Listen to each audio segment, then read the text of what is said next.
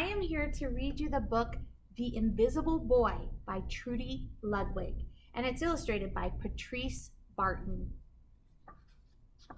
The Invisible Boy. The Invisible Boy by Trudy Ludwig, illustrated by Patrice Barton.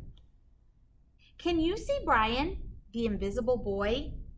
Even Mrs. Carlotti had trouble noticing him in her classroom. She's too busy dealing with Nathan and Sophie. So I want you to pay close attention to this picture. You see how everybody else is in color? And Brian is standing here, but he's feeling invisible. So the illustrator did a great job of making him look like that by drawing him black and white. He is standing right next to the teacher, but he's feeling invisible because she's too busy noticing the other students. Nathan has problems with what Mrs. Carlotti calls volume control. He uses his outside voice inside too much. Sophie whines and complains when she doesn't get her way. Nathan and Sophie take up a lot of space. Brian doesn't. So Brian, he's just a quiet kid in the class who doesn't really get noticed because he doesn't use his outside voice inside. He doesn't whine and complain.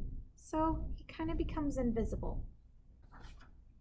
When the bell rings for recess, Micah and JT take turns choosing kids for their kickball teams. The best players get picked first. Then the best friends of the best players. Then the friends of the best friends. Only Brian is left, still waiting and hoping. And as you can see, he's still invisible. JT glances in Brian's direction and just as quickly looks away. "We've got enough players for each team," he tells the others. "Let's play ball." And see, as you can tell, Brian's walking away very sad, feeling invisible. He is not really invisible, but he's feeling that way because no one is noticing him. In the cafeteria, Madison and her friends talk about her birthday party. "The rope swing over the pool was awesome," says JT. "Yeah, so was the water slide," adds Fiona. "That was the best pool party ever." "I'm so glad you guys had fun," says Madison. Everybody did except Brian. He wasn't invited. At choosing time, while the other kids play board games and read, Brian sits at his table doing what he loves to do best. He draws fire-breathing dragons scaling tall buildings. "Thank you for toasting my marshmallows." "Space aliens locked in intergalactic battles. I got you now." "Greedy pirates digging for treasure." "Crackers, arr, yay." And superheroes with the power to make friends wherever they go. Hi friend, have a cookie." And as you can see, he drew himself. I'm guessing it's himself because it looks sort of like him. And with a bee on his shirt, like he's a superhero who has the power to make friends, because he feels like he does not have that power. On Monday morning, Mrs. Carlotti introduces Justin, a new student, to the class. Brian smiles shyly at him. Some of the other kids sneak looks at Justin, trying to figure out if he's cool enough to be their friend. They haven't quite made up their minds yet. But Brian is smiling really big at him and has a little touch of color. Maybe because he's doing a friendly gesture at somebody else. And maybe Justin's taking notice. At lunch, Madison and JT watch Justin eat with chopsticks. "What's that?" asks Madison as she points at Justin's food. "It's bulgogi." What?" "Bulgogi. It's Korean barbecued beef. My grandma made it for me. It's really good. Do you want to try some?" "There's no way I'm eating boogergi." And the kids laugh. All of them. That is, except Brian. He sits there wondering which is worse, being laughed at or feeling invisible. So here's Brian sitting here, feeling invisible because he's not part of that group and talking to them. But he's wondering, which do you think is better? Feeling invisible, like he does, and no one to talk to, or being in the center of the group and being laughed at and being made fun of? That would be a hard choice. The next day, when Justin goes to his cubby to put away his backpack, he notices a piece of paper with his name on it.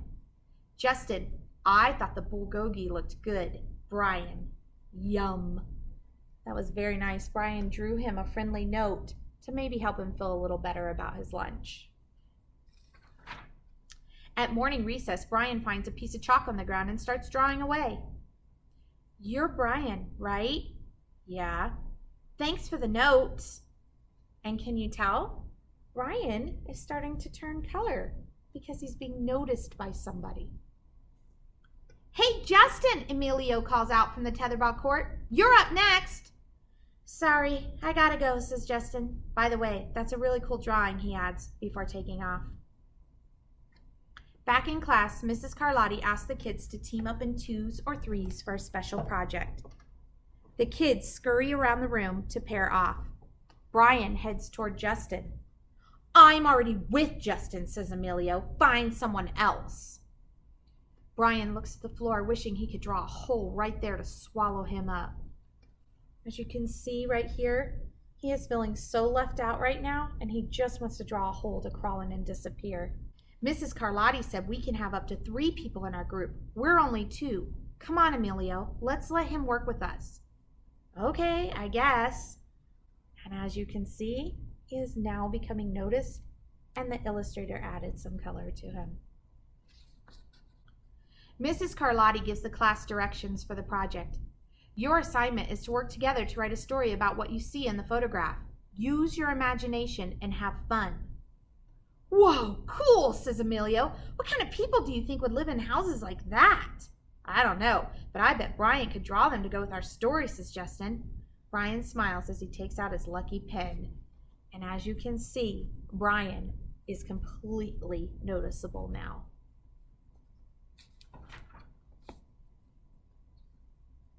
Now take a look at this picture. See how they're all working together? Talking together, planning together, they're even presenting together. And on the board it says, the crooked story we made up on the spot. It's lunchtime again, Brian's least favorite part of the day. Another 20 long minutes of kids talking and laughing with everyone else but him.